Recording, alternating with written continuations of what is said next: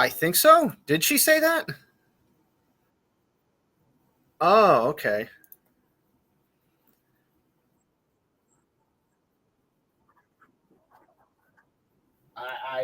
I'm not sure. But hang on, I gotta change the category because it pulled it up as Resident Evil Village. That's what I was playing yesterday. Oh wait, no, it's still just chatting. Okay. Hang on, I haven't pulled in Craigbot yet.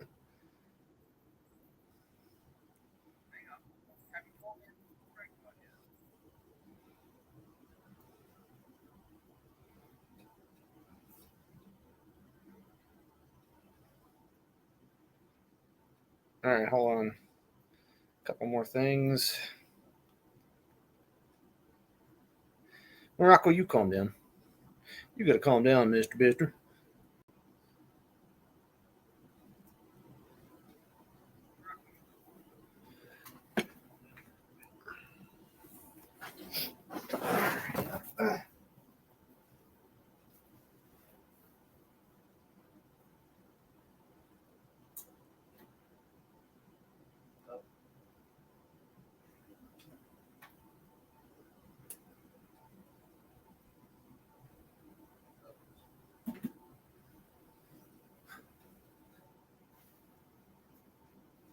Okay, so let's go ahead and get started. Now we can get Craigbot in here.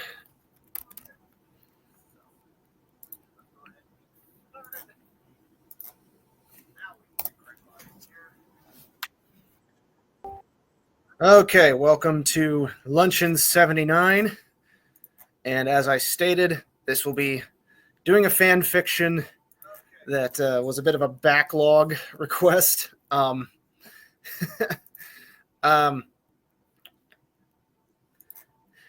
Also, Andy, if we have time, we'll do your fan fiction too. Yeah, if this one's a bit shorter, we'll do yours too. Can you send me the link to that one? Sure. Okay, good.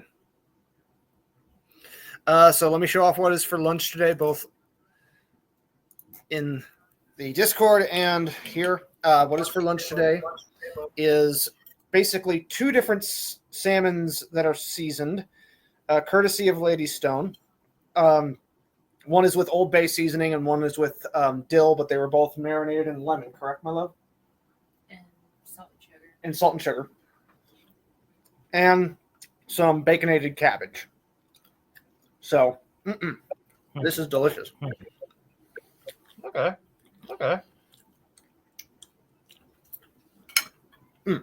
Sarah, can you cook me something? You're here. Bet. Hey, you calm down, Mr. Bister. You want this, don't you? But too bad. Come here, you begging boy. You should make him something too. We always do. He begs for scraps all the time, and he gets scraps because he's so gosh darn cute. Hey, he's smiling right now. Snuff. You gonna snuff me, boy? Huh? Ask Andy if he wants to be my begging boy. Are you gonna be Sarah's begging boy? Oh yeah. You bet. Listen, you fluff. You have to calm down. You understand me? I don't think you do. You're just a silly little chocolate boy. Okay, let's go ahead and pull up the fan fiction I was looking at. That is a lot of notifications. I know. I'm in a lot of different Discords. I just only care about the notifications that matter. You should just mark it so that way that it turns off hashtags I guess. at everyone. That way you don't get spam. Notifications. I can try. That's what I do, and I hardly ever get notifications. Okay. Hang on, I'm pulling up.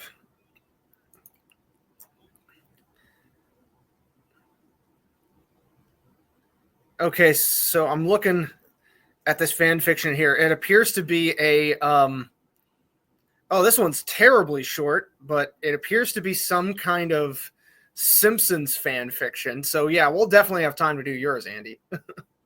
So, all right, Simpsons. All right, why do you need a Simpsons? Why do you need a Simpsons? There's already a billion. There's already a billion episodes. I don't know. But that was what was sent to me by someone called My Name is Celeste in the last stream. So hang on,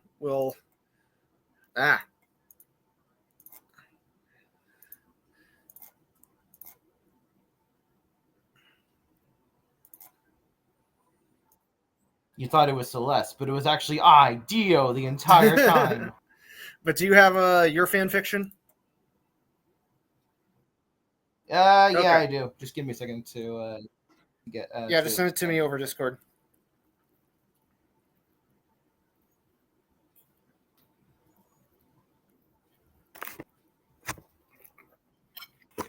You still play Xenoverse, by the way? I need to get back into it.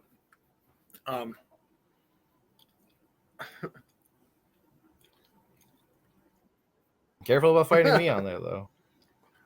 I don't play it nearly enough. Okay. So let's take a look here. Monday, October 1st, 12:30 a.m. Jessica rages in a room. I was so close to stealing the church collection money and framing Bart. Bro, stealing the church plate?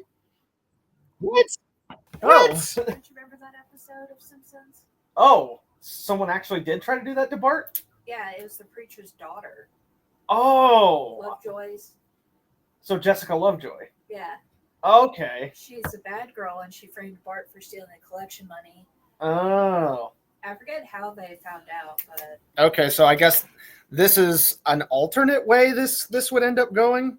We'll see. But, yeah, that is a messed up thing to do. Not only steal the collection plate, but to blame it on someone else. Yeah, okay. So close I tripped at the finish line. Why? Because Lisa Simpson, Miss Perfect, Miss Brainiac, Miss Goody Two-Shoes revealed the truth. Well, I guess I have to put an end to her meddling once and for all.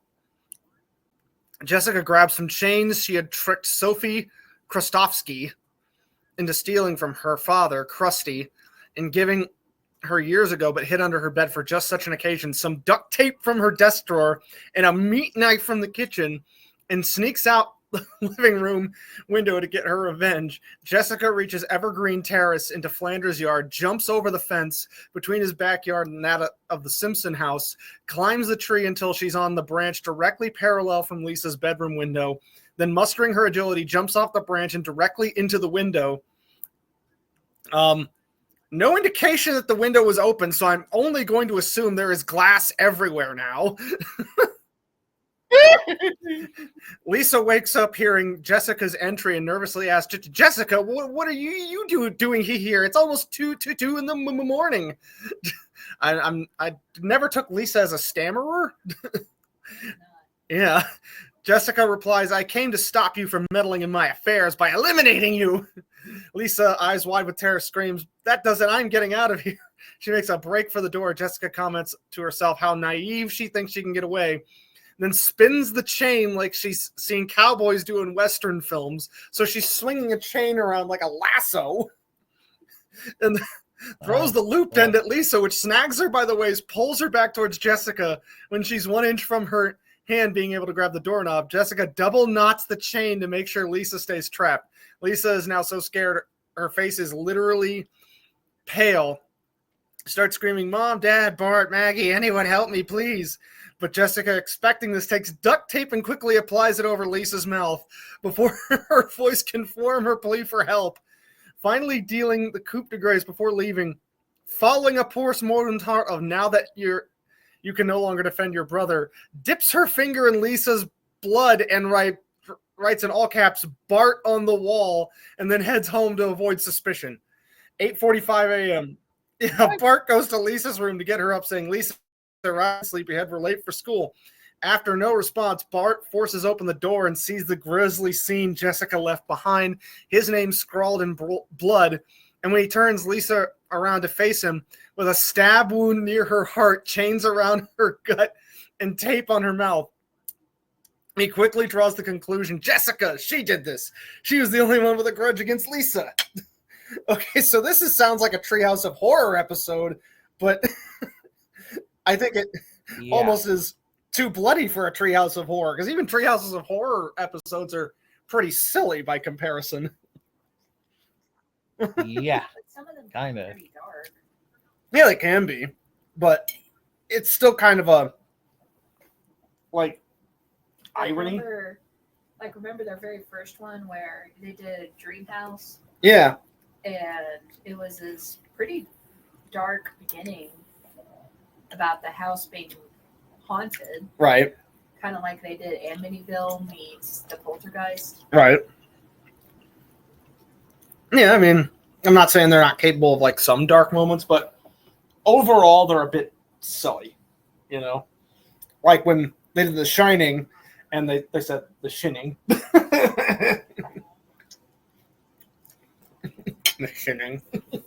Right, but they still do pretty dark things. Yeah, but this is a little too dark for that. Not really. You don't think so? No. Okay. I have to watch more maybe sometime with you. So, okay. 10:15 a.m. Millhouse at school inquires, and Millhouse is lowercase, so Wow, they don't even care. Not a big deal. inquires, "Hey Bart, have you seen Lisa?" Bart sadly says, "Sorry, Millhouse, Lisa is gone, killed by Jessica Lovejoy." First of all, I think even in The Simpsons, Bart wouldn't be at school by that point. He'd be doing something else. Then again, I guess it's The Simpsons. It's stupid. Millhouse asks, "How do you know?" Bart says, "The motive lines up. Jessica is the only villain in Springfield with a vendetta against Lisa." 3:15 p.m. Bart, to avenge Lisa's death, writes a letter saying, "Dear Jessica, there is something I want to discuss in private. Please meet me at Springfield Harbor at exactly 5 p.m. Signed, Bart J. Simpson. P.S. Do not tell anyone. This meeting has been classified."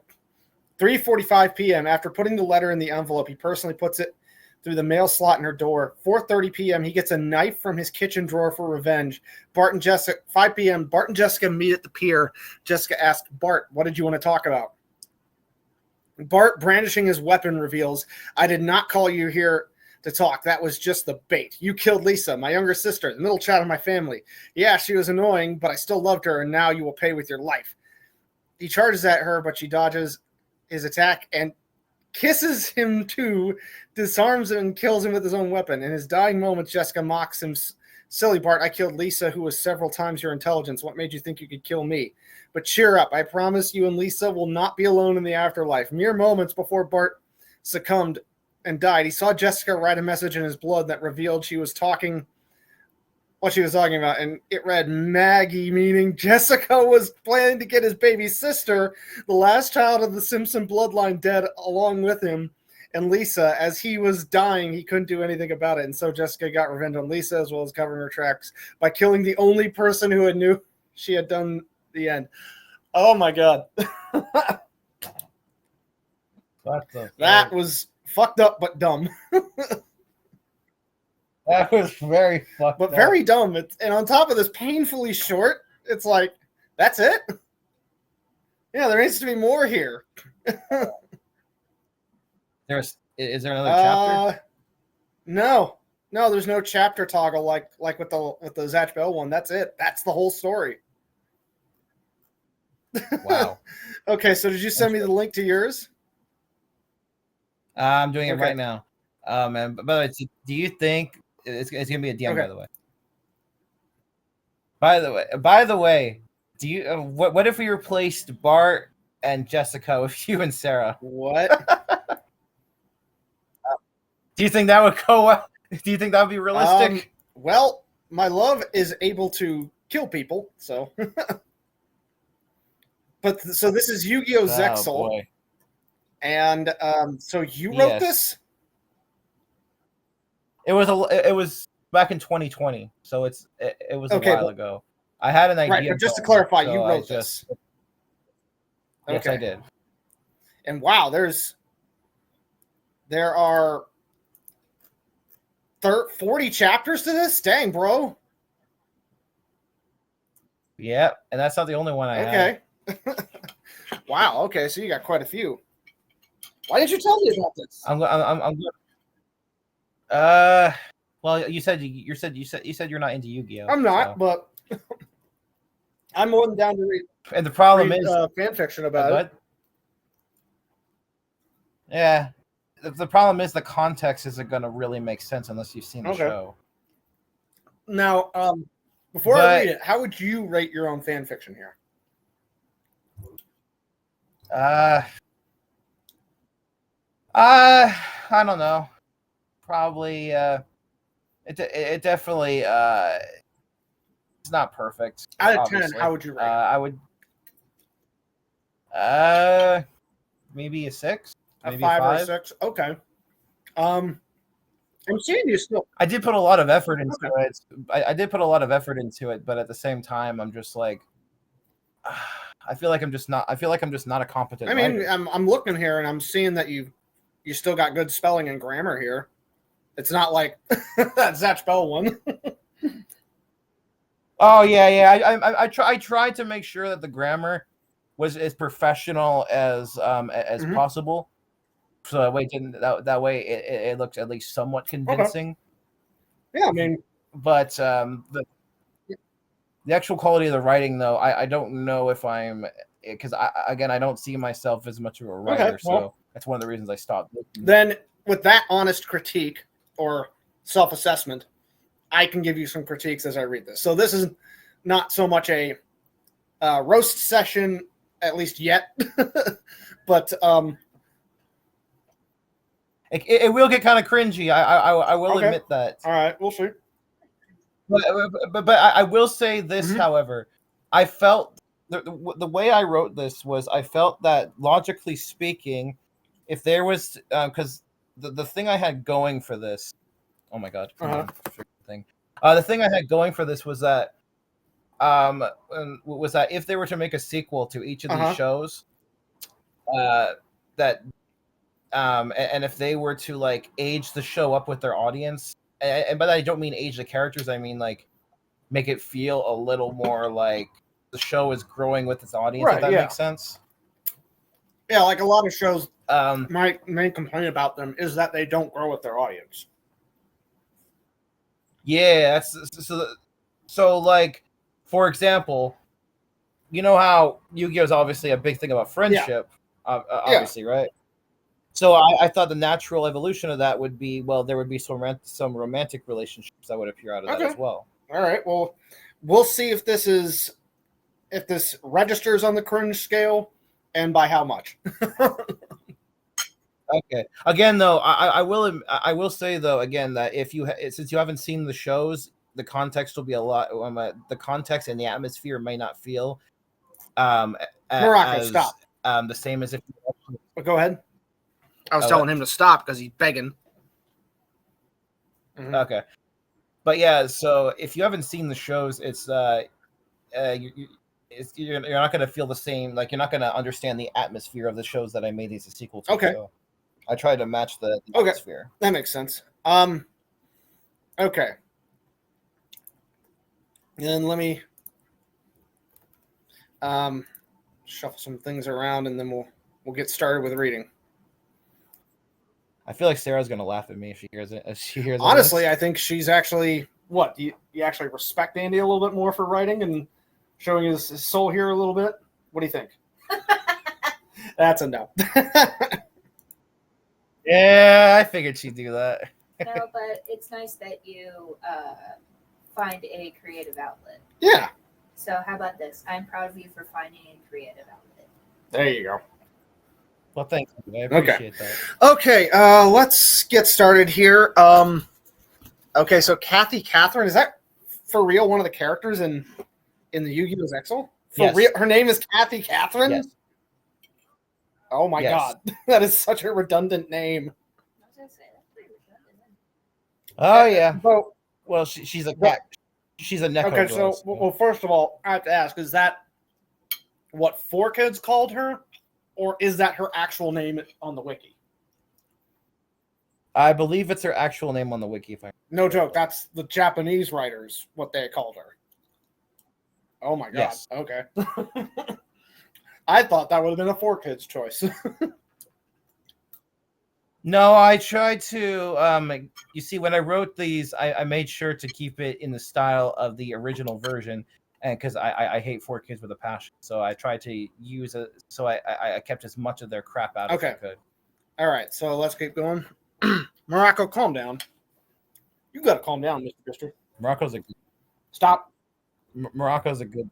Morocco's a He good is, dog, but he's giving me his little smile and his snuff. what are you trying to say? You got to see this. He is smiling right now. And Sad Boy, how's it going? Heck, you're a Japanese writer. I am. I Japanese a lot. Snuff. Morocco. Yeah. Snuff. Snuff. Smile. Snuff. Ah. Does he bark at other dogs? Oh yeah, and people. Oh, he doesn't like them. He's just territorial. Okay. So if he sees if he sees another dog or a person getting near you, he's barking. But here, I'm putting the video in. Show me your animals. We'll check it out after your first chapter here. Show me your. Okay. Okay, Kathy Catherine is a girl that may seem very simple at first glance, but deep down there is a whirlwind of emotion. She was an extremely shy girl that just wanted at least one friend. One day, that chance came when she tricked her classmate Yuma Tsukumo into coming into her house by seemingly kidnapping his childhood friend Kotori Mizuki and leaving a note for him to use to come to her. I think you needed a comma here. To use to come to her? No? Yeah. Okay. Yeah. I'll keep that in mind. Okay. This ended up working. I'm not perfect at grammar and spelling, so if you see any mistakes, Well, at feel the free to very point them least, out. it's not like atrocious like that. Again, those last two have been. The fucking Dutch one, bro. I mean, this one, if I had to grade the grammar right now, it's at least like just looking at it, a 7 or an 8. At the very least. Yeah, it's at least that. Okay. However, in the end, she not only lost the duel, but also he wouldn't even give her the chance to admit the feelings for him that she has. However, she was satisfied for the time being because she finally had made a few friends by joining the numbers club at Heartland Academy, which her crush and new friends were part of. So this Heartland Academy is kind of like Dual Academy from like GX. Okay, yeah. But it's like, I guess, less on the nose, maybe. Yeah, kinda, yeah. It's I guess you could say that. And by the way, these characters are 14 years old, by the way. As time went on, she realized she was falling behind as Yuma continued to spend more and more time with Kotori. It was culminated in the final battle against the Barians when she was close to giving up her feelings for Yuma altogether by allowing Kotori to be one to go to his side. However, after learning that Kotori had confessed her love for Yuma, after the spirit Astral returned to his world, I take it these are events in the show? Okay. Yes. All right. She became angry. That's why I said you won't really get it if you haven't seen it. Yeah, I don't have a lot of context for this, but I'm sure you can explain it. Yeah. I can. If you have any questions, I can explain. She became angry yet sad at the same time. She hated herself for allowing herself to take the back seat while Kotori got ahead again.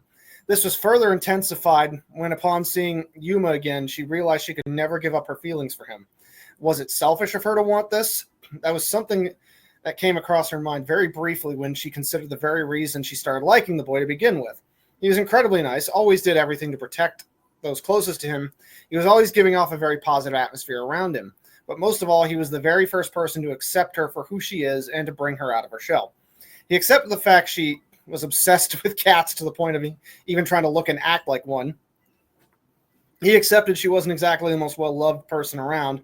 Before she met Yuma, she was always looked at like she was the doll of the class, like she was something that merely existed and nothing more. There were even some that looked at her with disgust in their eyes, that a girl who is so obsessed with cats could be their classmate.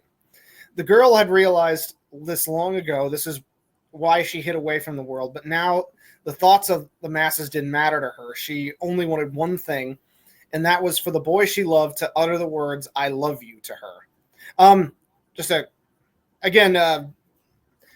You didn't write that sentence wrong, but again, if it is something another character is even going to say, still quote it. Put it in quotations. Oh, okay. Oh, okay. So if she wants a character, so let's say if I'm saying, if the story's saying if a character is wants another character to say something, then put quotes around it. Still, yeah. Okay. Okay. Okay. Thank you for that. Minor mistake here, not egregious. Yeah. This, hang on. My friend's going. For this reason, she constantly got into fights with her friend and love rival, Kotoril. At first, the two couldn't stand each other, but over time, they developed a deep respect for each other to the point of where they would willingly sacrifice their life if it was necessary to save the other. After the final battle against Baryons and Astral, is Astral supposed to be capitalized? Fuck, okay. You're right. Not yes. a problem. I just didn't know if it was a proper noun or not. Again, I don't know the show. No, it's a character.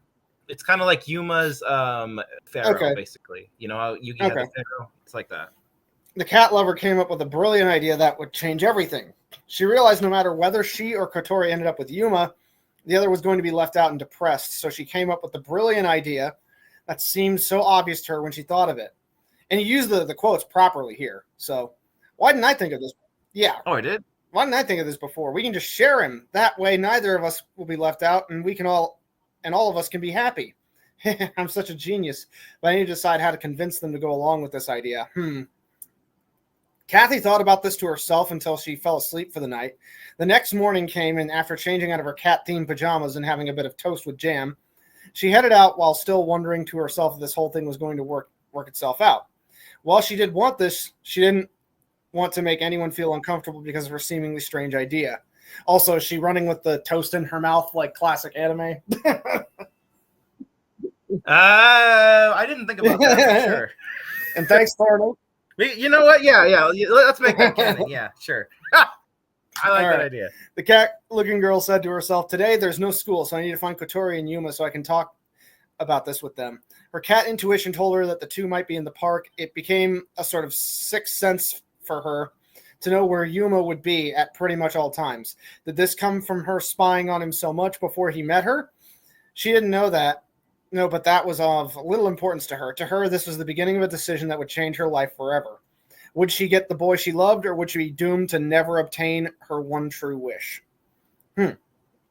Okay, so that's the first chapter. Let's see. I mean, aside from those few changes, so far, again, this isn't like this. I guess on the cringe factor, it registers like, at least for me, like a 2. It's not like a 7 or 8 like the last 2 were. You know, it's like, yeah, it's not terribly cringy. I mean, it's like, and again, you're flowing ideas very naturally here, I would say. You're having the characters express themselves as opposed to just having things happen.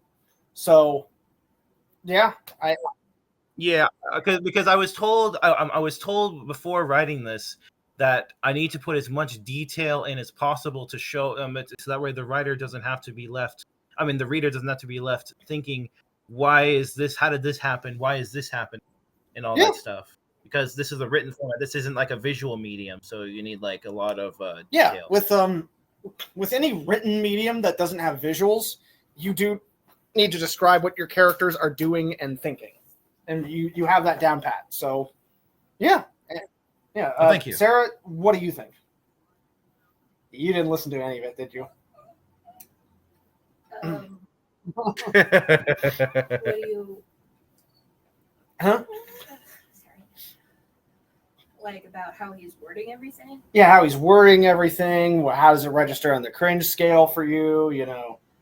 I wouldn't know about cringe scale because I don't understand the show. Yeah. So that's the wrong question to ask me, but it doesn't.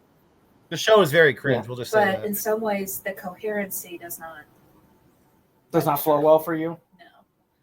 how would you say, like, It's just rambling to me. it just feels a little bit like rambling? Yes. Okay, so for you, it needs to be a little bit more coherent and flow better?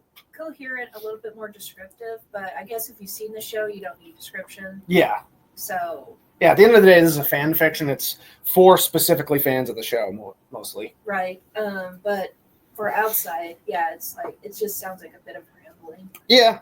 And that's, again, for, if I were to go on at length, what's a show I know that you probably don't?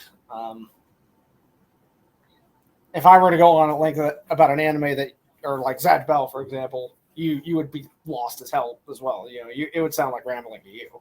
Yeah. Yeah. It doesn't really sound like I'm listening to a story. It sounds like he's just repeating an episode that he saw. Yeah, and again, that's typically how, like I said, fan fiction is for people who are, in the know. But usually it's a story. Yeah. But in this one, to me, it just feels like he's describing an episode he saw. And I don't feel like it's his story. Yeah, I mean, this does require a lot of tie into events, but in terms of just sheer writing, it really is not that bad.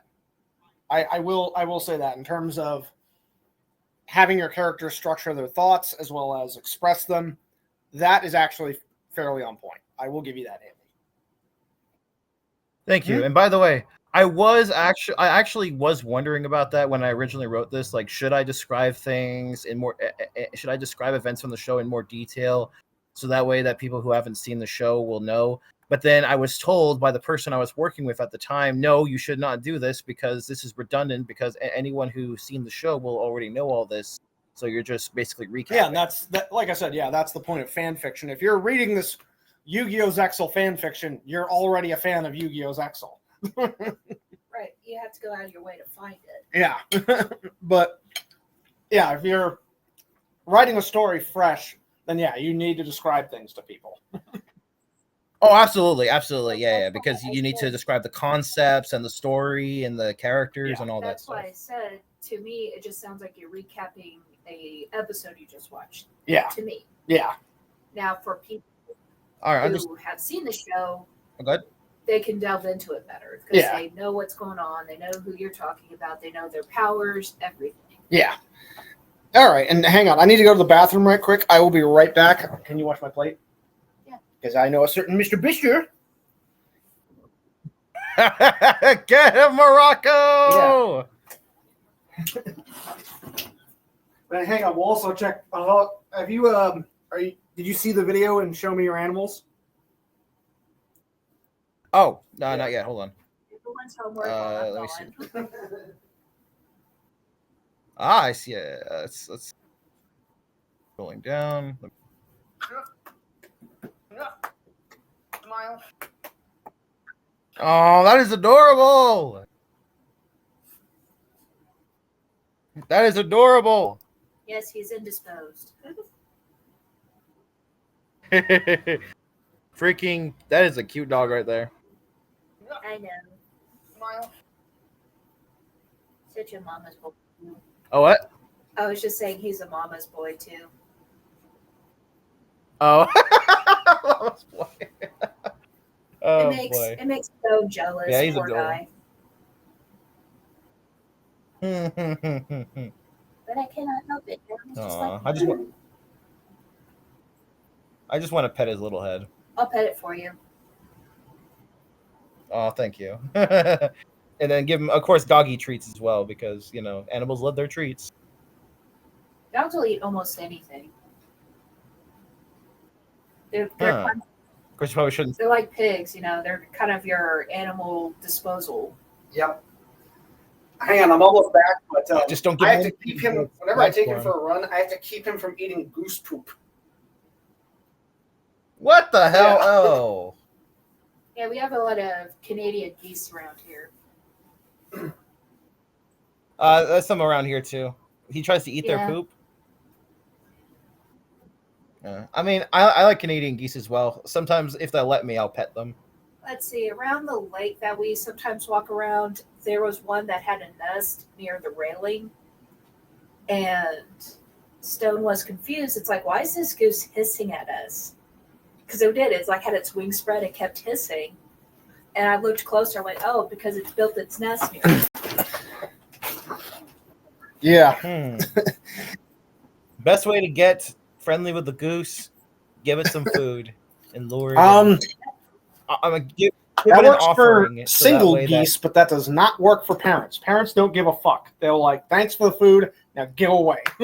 Also, it goes for humans too. Mm-hmm. Any animal you can befriend with food. Mm-hmm. That's adorable. Okay. Oh yeah, we're gonna show the audience the video as well. Let me change up what we're sharing here. No.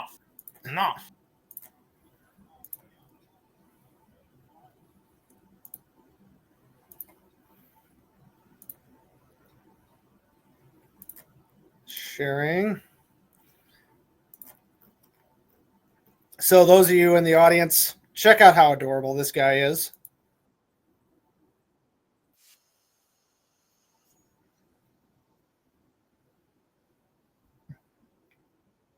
I wonder what he's trying to say.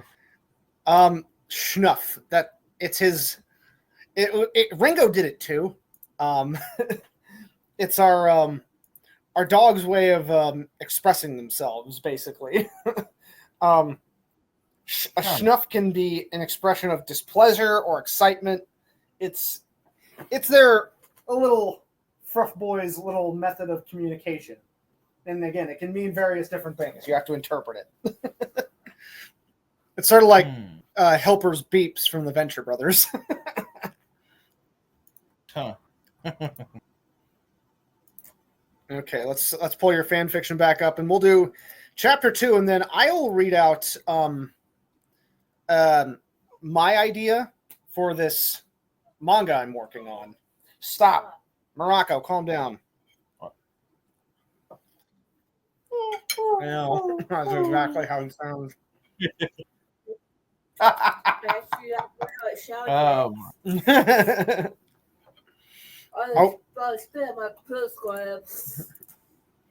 Okay, let's keep going here. No. All right, chapter 2. A month had passed since the terrible battle against Dawn 1000 in the Barian world. Kotori, like the others, had resumed her daily life, but one thing troubled her a lot. At the end of the battle with the Barian god, the girl had decided to confess Yuma her feelings for him, but he did not seem willing to give her an answer. Where is that idiot? I thought I told him to be here at 3 p.m. on the dot, Kotori said to herself while standing beside a bench in the park. Now, this is entirely a writing choice if you want. To distinguish sometimes between thought speech and out loud speech, you can put a single extra quotation mark between your quotations. Now, again, that's up to you. But quotation mark. Yeah, so basically it looks like you have 3 quotation marks effectively, but you'll see them as distinct. Again, it helps distinguish thought speech from out loud speech. Okay, I'll keep that in mind. And again, that's up to you if you want to do that. Well, it's best to separate speech from thoughts as much as possible. Yeah, for sure. Okay, I swear if he forgot about me and went to the card shop again, she said to herself. Kotori was a kind and caring girl who knew how to see the good side of people and was ready to forgive any wrong they could do. It was a side of the character she shared with Yuma, the boy she loved. However, in addition to Yuma's failure to respond to her confession, there was another issue that annoyed her. Kotori was constantly bombarded by the attentions of boys in her class and her school.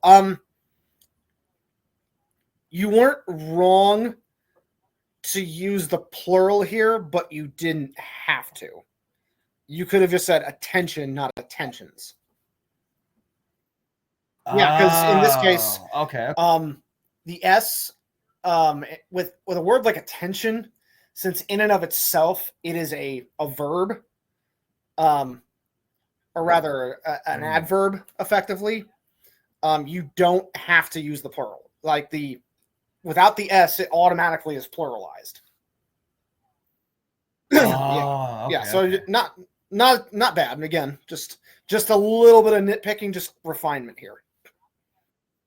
Yeah, it's fine. It's always good to clear up mistakes. In fact, Kotori was considered a sort of celebrity in her school. Everyone respected her, and everyone, both girls and boys, got along with her. Many were those who confessed to loving her. In the whole institute, only her friend Rio had more admirers. It was not uncommon that during the lessons in the pool, some boys, after seeing her in her swimwear, had to leave the lesson because of the nosebleeds. Okay, I'm not gonna lie. I didn't want to write that part because, but the person I was writing with at the time wanted to add it in, and I didn't want to be an ass and say no, so I let that part. Case, I cringed at that. Stand up for yourself as a writer. You need to. If you did not want to write that sentence, don't write it. Okay, I'll keep that in mind. Thank you. Because that registered about a 5 on the cringe. Yeah, that was yeah. Okay, yeah. Let's just keep. Actually, can you give me a minute? I gotta leave for a second. Wait, do you want me to keep reading this or Andy? Oh, I guess he's out for a minute. But here.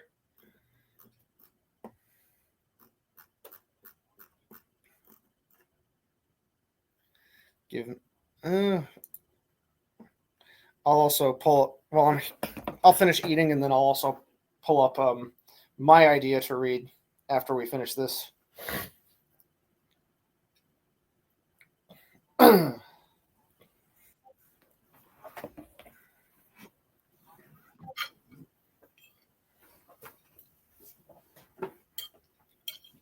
This is really good, my love. Thank you. Of course.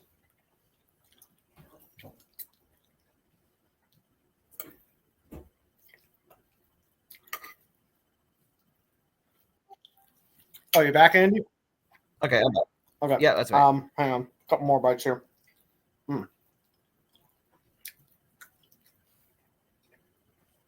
Man, this is well seasoned. Yummy. And you calm down, Mr. Bishop. You're cute. Morocco's like, oh, of course he does. He always wants it. Okay, let's keep reading. Just before a day before, a boy had declared himself behind the gym. Please, Miss Kotori, would you go out with me? I've had feelings for you for a long time. Your beautiful green hair, your cheerful and positive personality. I love everything about you. And this is a different sort of cringe. You cringe for this character, not the way the story is structured. Yeah. Again, this leads back to that to the last part as well. But at the same time,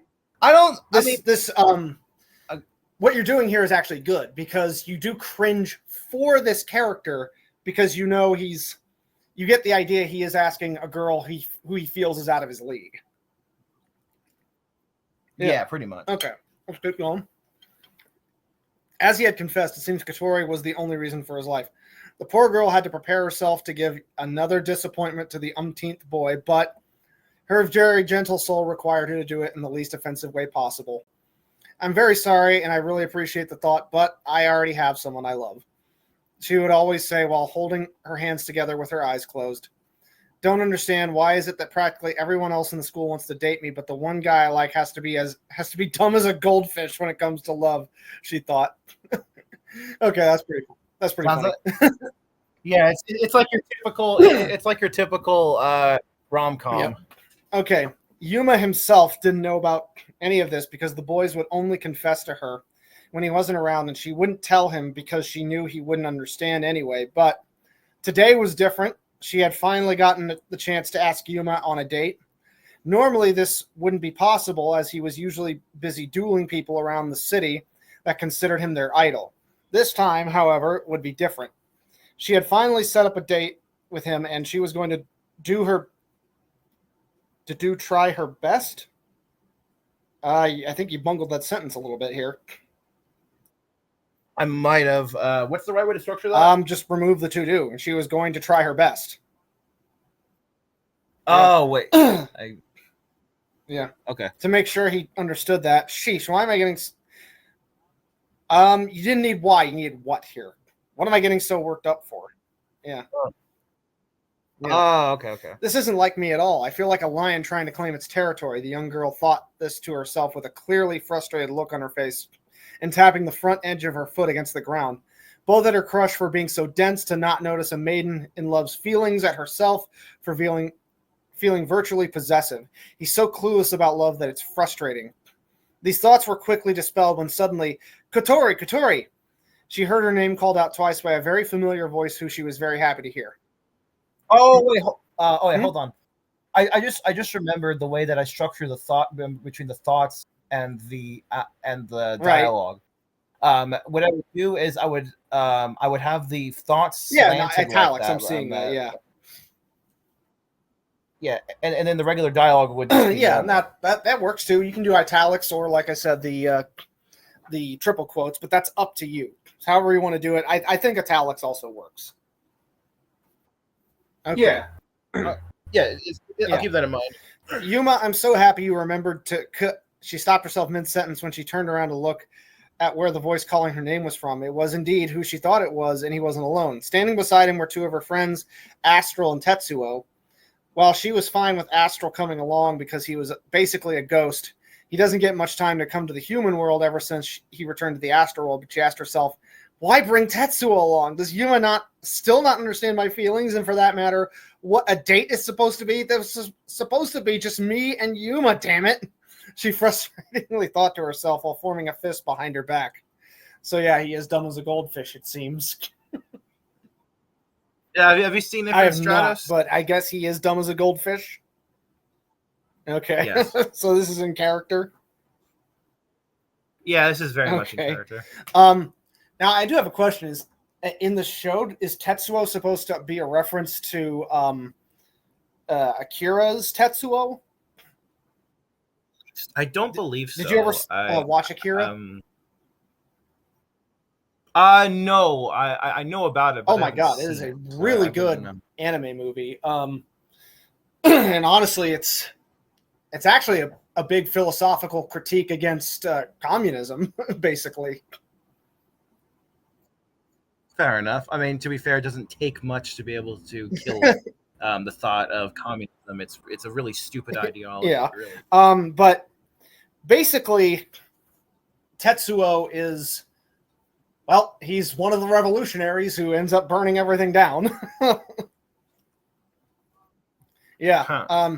Basically, it destroys the idea of if you give the dispossessed power, good things will happen.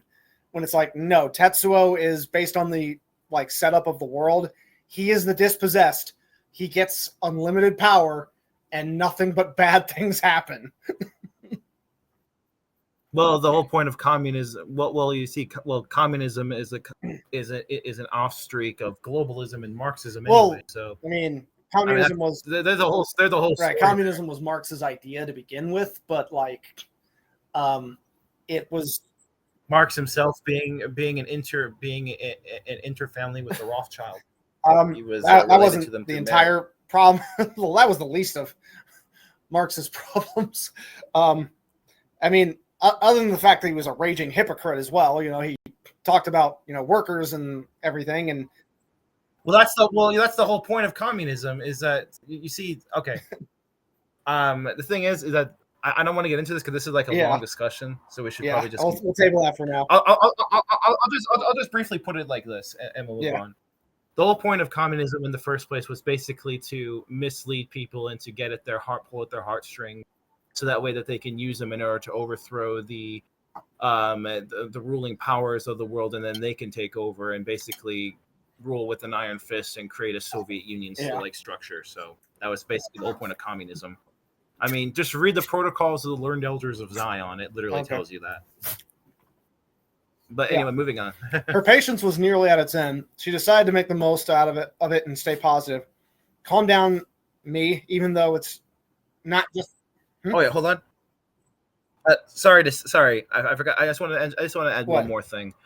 The Soviet Union came into was funded by the West anyway. It was you hear Wall Street funded the Bolshevik Revolution. That would be again another discussion entirely, but that's one of the discussions. Even though it's not just the two of us, we can still make it enjoyable, right? I'm sure Yuma will understand soon what this date means to me. She tried to convince herself into believing. Oh, honey. That's Roger Smith going, oh, honey. Exactly. There you go. I must take this chance to make Yuma understand what love is. The green-haired softly whispering to herself, crossing her fingers, hoping that it would work.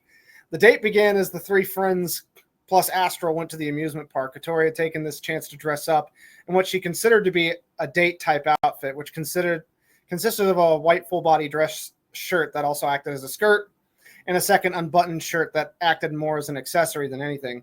She also took a chance to wear a necklace that a heart you needed to add that hat.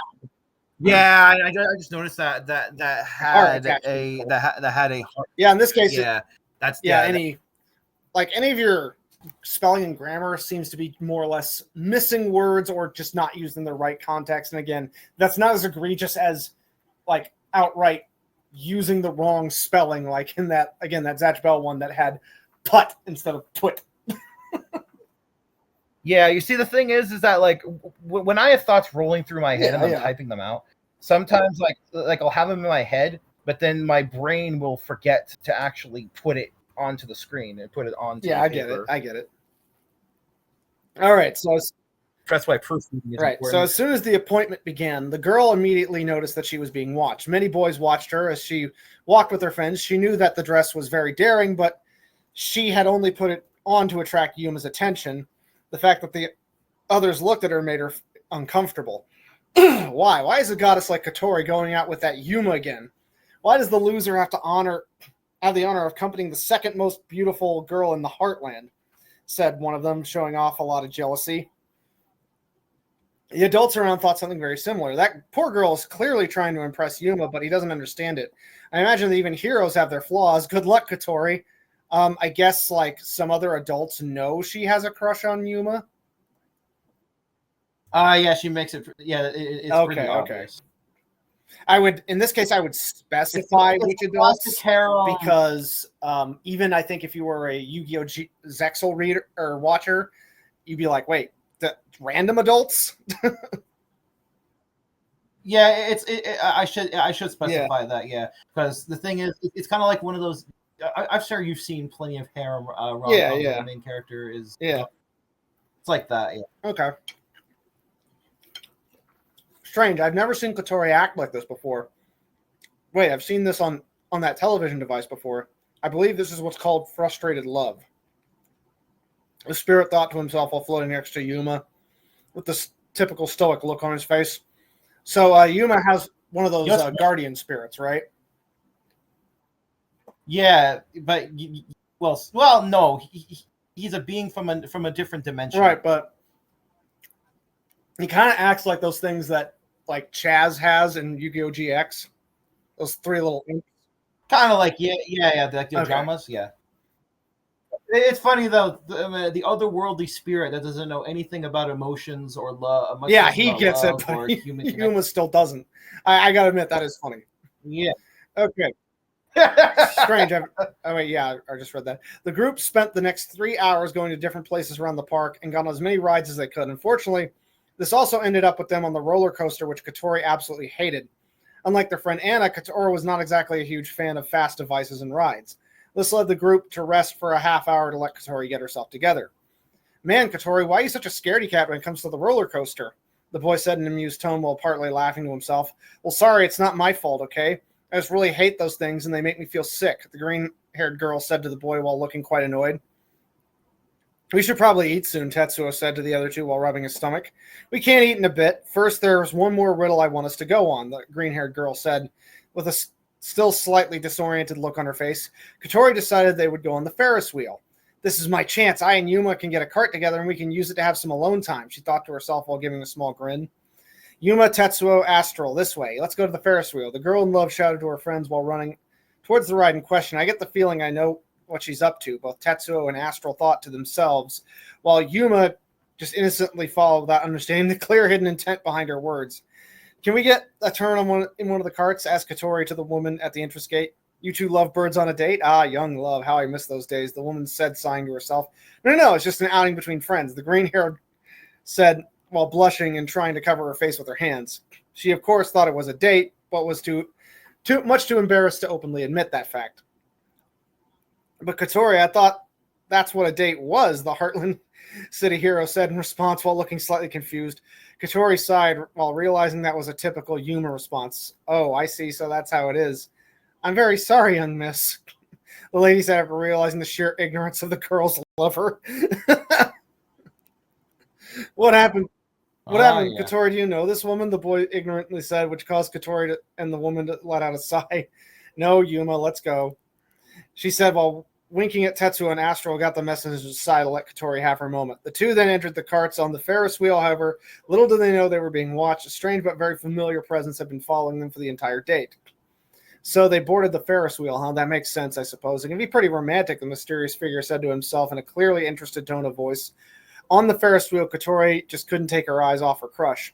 Yuma, maybe with this you'll finally understand. The green-haired optimistically thought to herself with a worried look on her face. So, Yuma, are you having fun? We don't get to hang out together often anymore, she said while looking down towards her own feet and rubbing her fingers shyly together while hoping for a positive response. Yeah, this is pretty fun. I'm sorry about not being able to hang out with you guys much, but I guess when you become a hero, people really don't want to be around you, the boy said while smiling with both of his hands behind his head. Yuma, look, there's something I need to ask you, the green-haired girl said with a somber tone and a look that showed she's really desperate. What is it, Katori? He curiously responded, but at that moment, a certain sound came from the boy's stomach. Damn it, why did his stomach have to growl now? The moment is ruined, the girl irritatingly thought to herself. I mean, she should have shot her shot there. I mean, fuck the stomach growl. Yeah, it ruined the moment. But then again, I guess this is typical, kid anxiety, which you're actually getting down pretty well here. Yeah, like teenagers would ruin their shot over something minuscule like that. Yeah, pretty much. I mean, they're a lot less. What's the word? Well, their impulse control is in situations like this is much higher because they're again are wanting everything to be picturesque and perfect, but they don't quite understand that's just not how life works. Yeah. Okay, we'll finish this up. During the date, so far, she'd been trying to keep her best to keep her frustration in check because it was rare these days that she got a chance to hang out with Yuma. So she decided to make the most of it, not to mention she was actually having a fun time. She has always loved to be around Yuma in any situation. Haha, sorry, Katori. I guess Tetsuo mentioning food got me hungry, the hero said to the girl while he rubbed the back of his own neck and giggling at his own obvious rudeness. I suppose you're right. Let's eat, I guess, she said to her crush as they got out of the cart. It was that moment that they realized the sun had set and was getting late. The sun's light and shadow from the Ferris wheel behind them had cast a very noticeable light on Katori that everyone in the vicinity took notice. To them, she looked like an angel.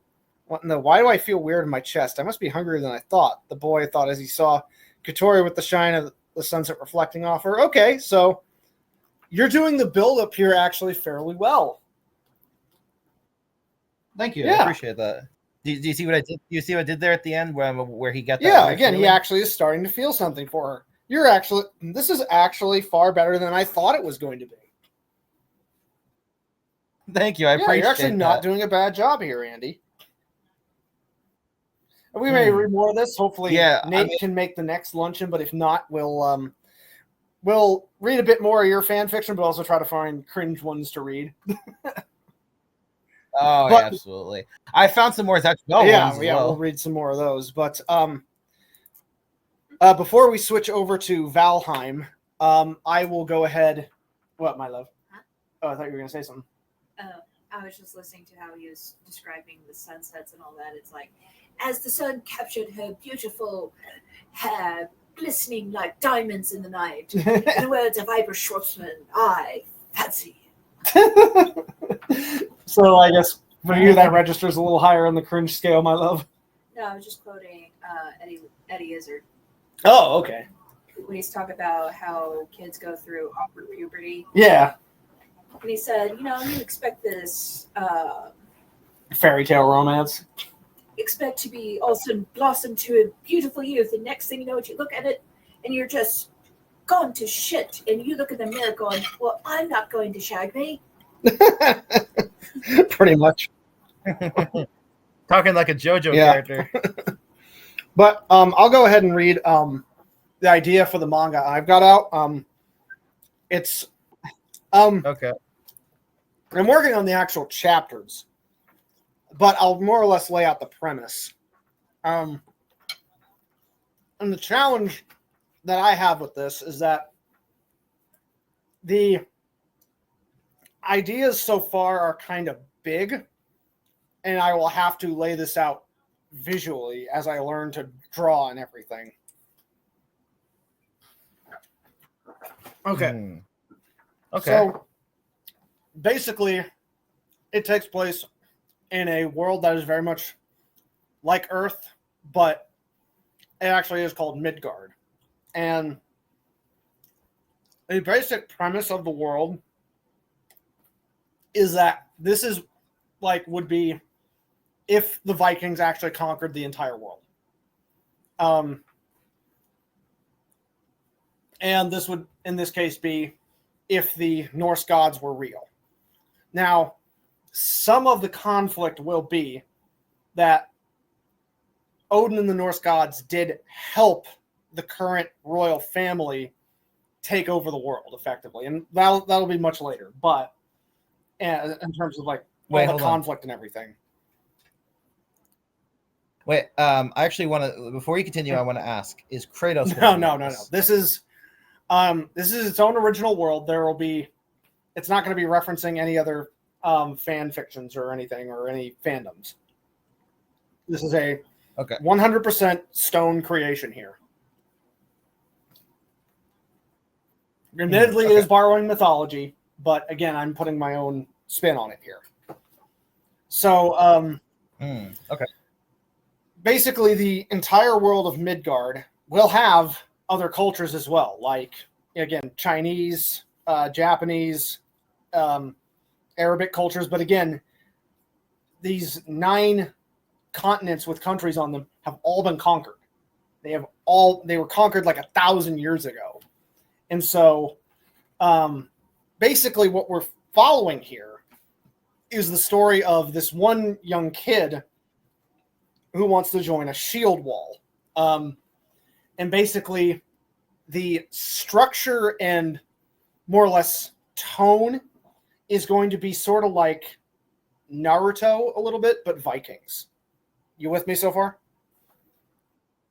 Yeah, just hopefully there'll be actual Vikings on Naruto where it's nothing. Yeah, there'll be actual Vikings. That's the thing. This will actually be closer to Vikings than Naruto is to ninjas. Naruto is ninjas. Yeah, orange jumpsuits, green. Yeah, I mean, that's the hilarious thing. Most of the characters that actually wear black in Naruto aren't even really ninjas. They're more like sorcerers. Yeah, that's the thing, is that then they bring out all the magic and stuff, and then later on in the series, it starts becoming like Dragon Ball Z, where they throw around big energy beams and stuff like that. It's jutsu is basically magic, but it's at the same time DBZ stuff. Yeah, and then we get to Godzilla type stuff. Yeah, just kaiju stuff. In this case, it actually will be more closer to the actual concept, as in when the one of the characters calls out shield wall, everyone will actually form a shield wall formation. And they'll be sailing in long ships, and there'll be now there won't be as much pillaging and raiding. Now I think there will be in some cases, but there will be conflicts to kind of highlight the moral issues with war in some cases. But again, that's something that's later on. But in this case, our main character is still similar to Naruto, orphaned, down on his luck, wants to become a shield warrior. And here is how you become a shield warrior. it's a test that happens once a year in several locations across the world. And in this case, the location that's in his town is a very poor town. So this is something that only happens like once every 10 years. And this wouldn't be a big deal, but if you're poor, it is very hard to travel. And go ahead. Just want to say the other thing. I'm going to become the best shield warrior there's ever been. Believe well, it. Actually, the other thing is I'll actually have him move through the ranking structure that's established here. That was my frustration. It's like with Naruto, they laid out all these ranks and everything, like Chunin and Jonin.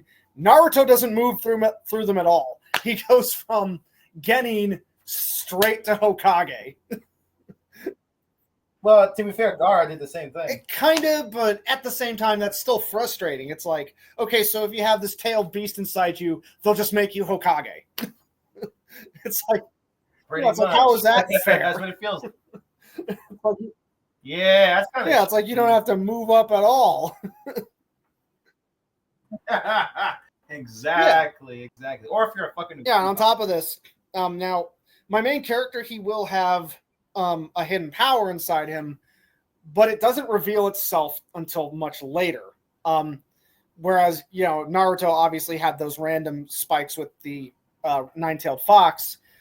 My character, he is going to be part god, but much like the concept in God of War, where Atreus doesn't realize he's a god, it's going to be the same concept here, but he doesn't suffer illness, obviously. He's just going to think he's a normal human because he doesn't know about his heritage at all. And on top of this, his last name is going to be what is basically a default last name if no one knows who your parents are. So he's going to get a little bit of shit for, being told, hey, you're a Valdher, which is basically, you're a no name, basically. And he's gonna own it. He'll find a way to own it. And then, he's going to pass this first test. And I guess I'll close this out by describing the first test, and then I'll take feedback. So in Viking culture, normally, the concept of an arm ring is this bronze arm ring, as it's described, like a bracelet, that you receive at the age of 12 or 13. It really depends on like your village and if they think you're ready. But that's if you wish to, have rights as in a shield wall and everything. And typically, you serve your jarl and you swear oaths on these arm rings.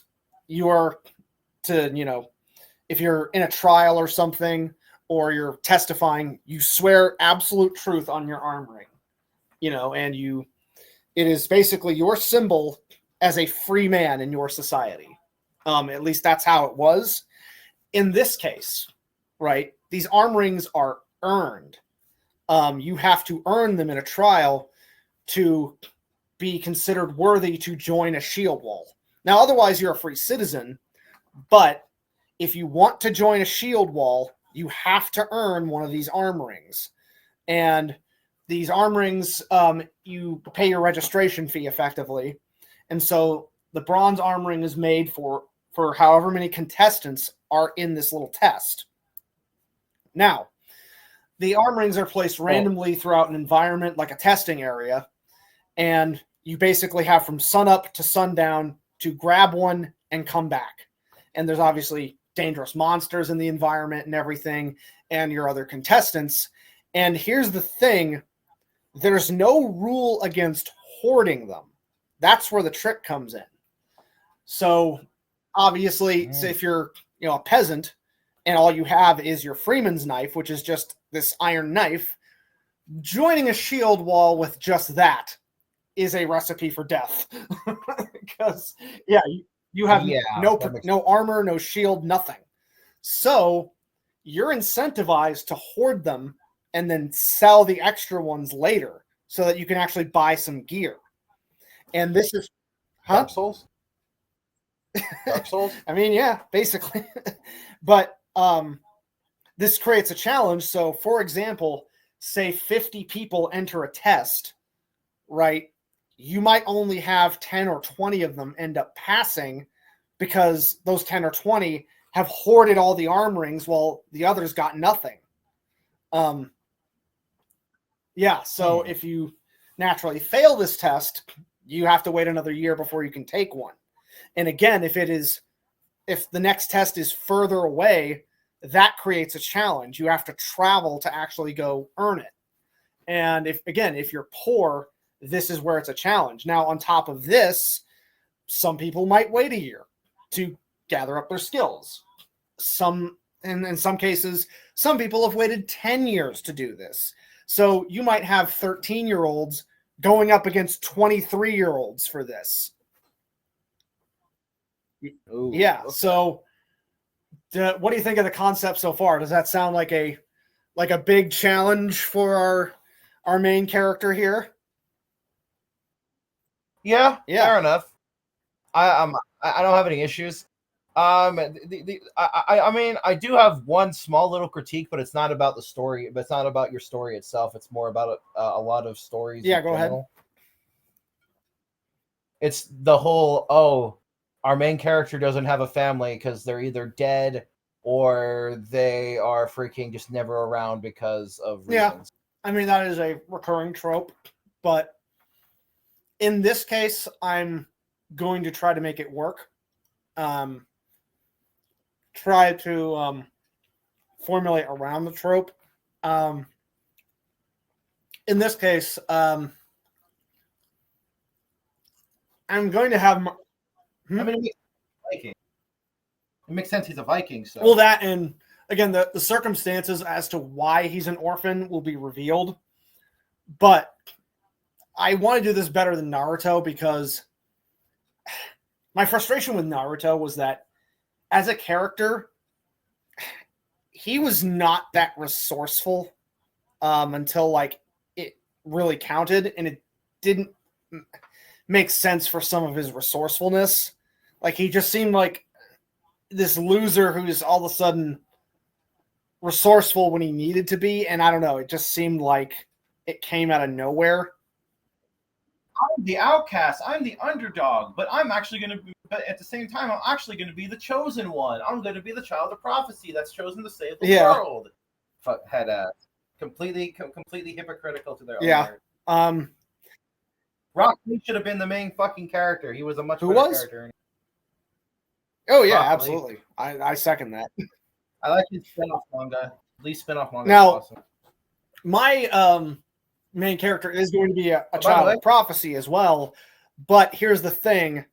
It's going to be sort of a floating prophecy. It's sort of a way that shows that the prophecy could actually change based on people's choices. And that the idea is that choice is going to matter. Because ultimately, all prophecy is just the culmination of people's choices. And if your choices never change, then the prophecy doesn't change. Go ahead. I just want to say, so you're talking about shield walls, right? Well, just threads of fate in general. But yeah, that I get. No. What I mean is that shield walls are a thing in the story, right? Hopefully, they're going to be better than the walls and freaking Attack on Titan. Oh boy. So basically, I guess I'll explain the ranking structure a little bit as well. You'll start off as what's called Unblooded, which is a fresh recruit, and then you work your way into being a shield warrior, and then a Huskarl, and then a Herseer is basically the commander that recruits these kids. And is he gonna be like Kakashi? Is he gonna be like Kakashi? Oh, what my their sensei / Herseer character is going to be like Kakashi and All Might rolled into one. He's going to be pretty awesome. Yeah. Okay. Sounds pretty good. Okay, but we'll go ahead and close out the luncheon because we are at. Well, actually, you mind if I make a request? Yeah, go ahead. You do. I wanted to. Would you mind reading the first just one more chapter, if it's okay? Sure. We'll make this. We'll stretch this out a little bit. Well, but it's not another chapter of that one. It's the first chapter of one of the other ones that I had. Oh, that was of okay. Then link it. And hang on, I got to read out Nate's memes as well. I meant to do that. Okay. Well, I mean, you can find it just by clicking on my page. Oh, on Fanfiction? On my account, and then it pops up. Okay, then I'll do that. Hang on, but let's read out some of Nate's memes here. Okay. Okay. To show we're still thinking of you, Nate. Yeah, of course. Yeah, of course. Okay, so I don't think we can gaslight, gatekeep, girl boss our way out of this one, boys. Why are people on this website always coming in with the most accurate takes on these penguins? It's killing me. The penguins from Madagascar. Oh boy. Oh boy. Ancient Egypt, 2500 BC. Finally, another pyramid that shows my greatness. Siberia, 2500 BC. Yeah. Ooh, well said, Mamathovich. I mean, that is true. That is really weird about how parallel these 2 points in history were in these 2 different parts of the world, where basically, yeah, Egypt was building all these fantastic civilizations, and Siberia was still basically in the Stone Age. And it was actually, the last time we saw mammoths in the fossil records. That's about when they died out. But okay, so click on your profile here. Let me share that instead.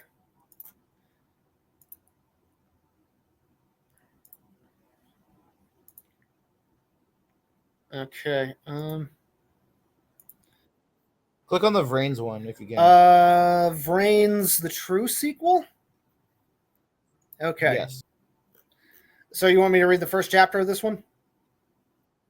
Yeah, just the first one's all I really need. Morocco, you calm down. Okay, so where did I go wrong? Why? How could I have let this happen? AI, the hero of Vrains, Yusaku Fujiki, more commonly known as Playmaker, thought to himself as he laid on his bed in his apartment. It was the morning, and the young man had not eaten breakfast. So is this still in the Yu-Gi-Oh! Zexal universe? No, this is Yu-Gi-Oh! Vrains. It's a different one. There's a 5th one now? Oh, there's oh my god! Okay. Yeah. All right, all this time I fought for revenge against Hanoi, but AI proved I didn't have to fight that battle alone. Without him here, what's left for me? Even though I have Ryokan and the others, I still feel alone. That's what this feeling is, alone?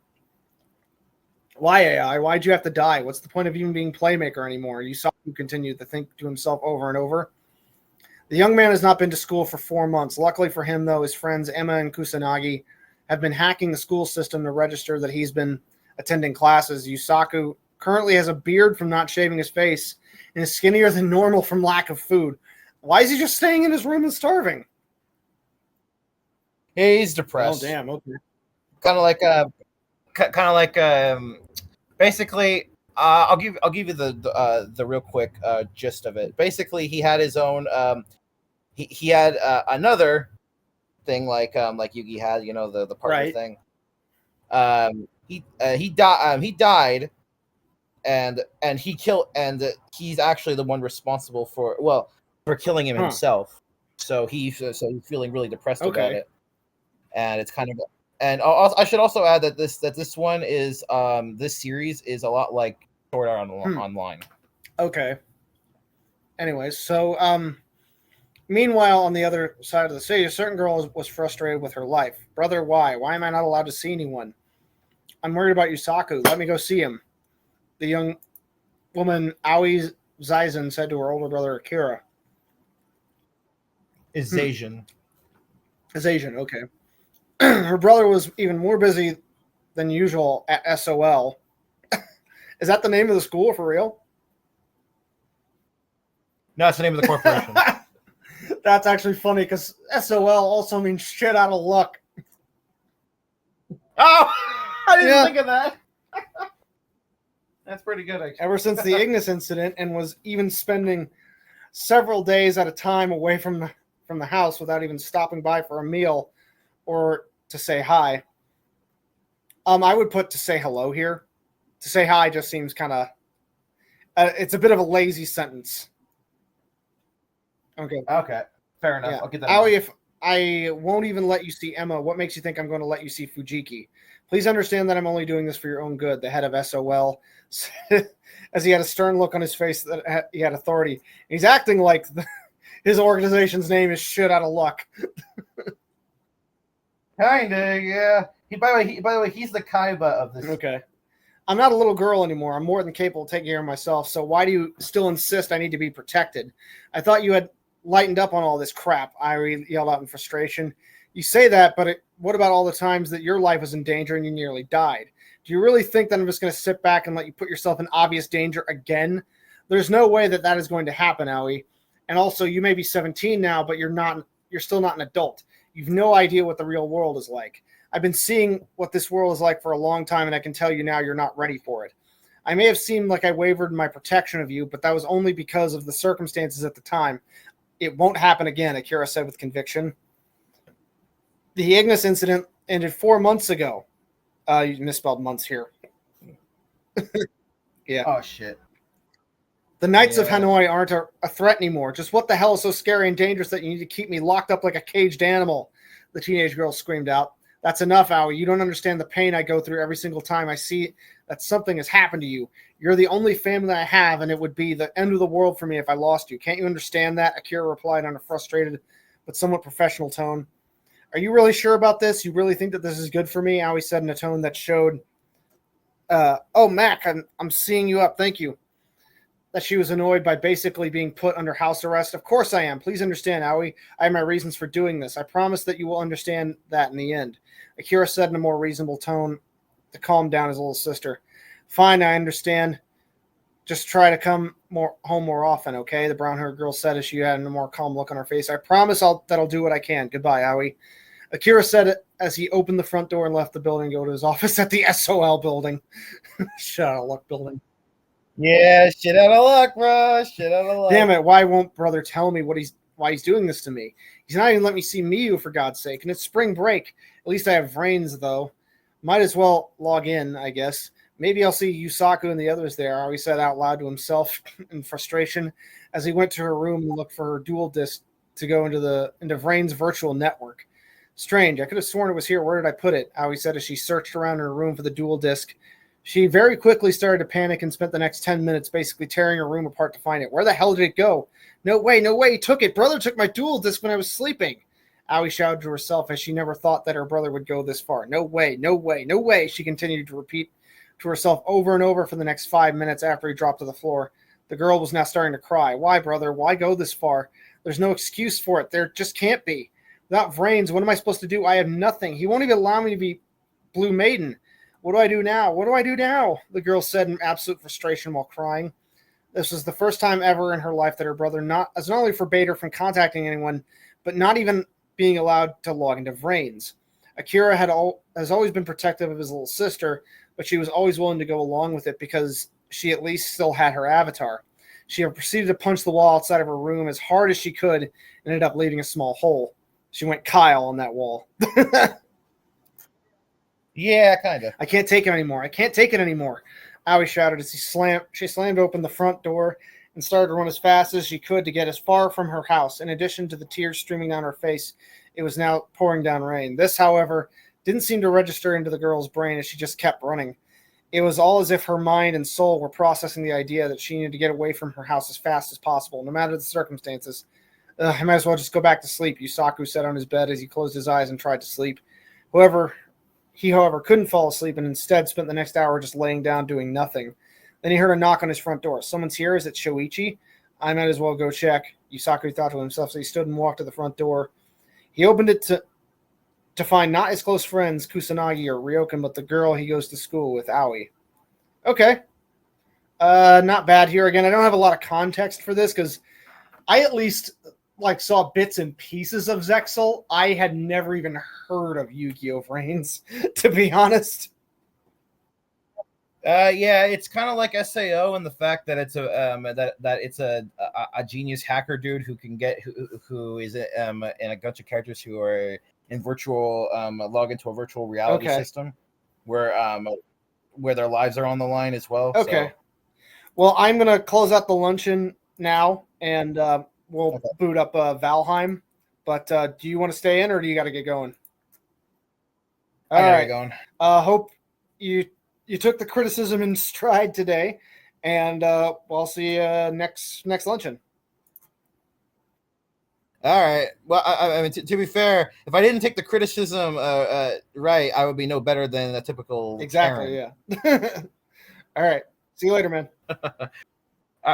Yeah. See you later.